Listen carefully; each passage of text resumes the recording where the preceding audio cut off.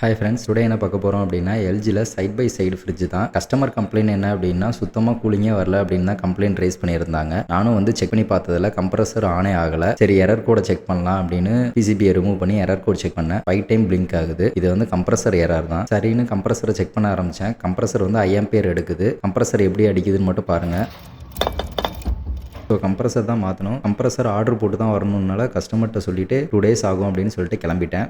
2 days later. Order போட்ட compressor வந்துருச்சு. புது கம்ப்ரஸரை வெளியே வச்சு பம்பிங் செக் பண்ணுறேன். பம்பிங்லாம் சூப்பராக இருக்குது. இனி ஓல்டு கம்ப்ரஸர்லாம் கட் பண்ணி வெளியே எடுத்துட்டு புது கம்ப்ரஸரை உள்ளே வச்சுட்டு வெல்டிங் ஸ்டார்ட் பண்ணிட்டேன். செக்ஷனுக்கும் என்ஆர்விக்கு மட்டும் வெல்டிங் வச்சுட்டு டிஸ்சார்ஜுக்கும் ட்ரையருக்கும் ரிங்கு போட போகிறேன். ரிங்கு எல்லாமே போட்டு ஜாயின் பண்ணி முடிச்சுட்டு வேக்யூம் ப்ராசஸ் ஒரு 20 minutes வேக்யூம்லாம் போட்டுட்டு கேஸ் சார்ஜிங் பண்ண ஸ்டார்ட் பண்ணிட்டேன். இந்த மாடலுக்கு RS600A 60 கிராம் வரும். கரெக்டாக 60 கிராம் ஏற்றி முடிச்சுட்டு ஃப்ரிட்ஜ் ஆன் பண்ணி ஒரு 20 minutes ரன் பண்ணிட்டு ஓப்பன் பண்ணேன். சிலுவென்று பூங்காற்று மூங்கிலில் மோத வாசனை பாட்டொன்று கேளு. கூலிங்கெல்லாம் பக்காவாக வர ஸ்டார்ட் ஆயிடுச்சு. கஸ்டமரையும் கூப்பிட்டு காமிச்சிட்டு எக்ஸ்பிளைன் பண்ணிட்டு கிளம்பிட்டேன். இந்த வீடியோ பிடிச்சிருந்தா மறக்காமல் லைக் பண்ணிக்கோங்க. மறக்காமல் நம்ம சேனலும் ஃபாலோ பண்ணிக்கோங்க.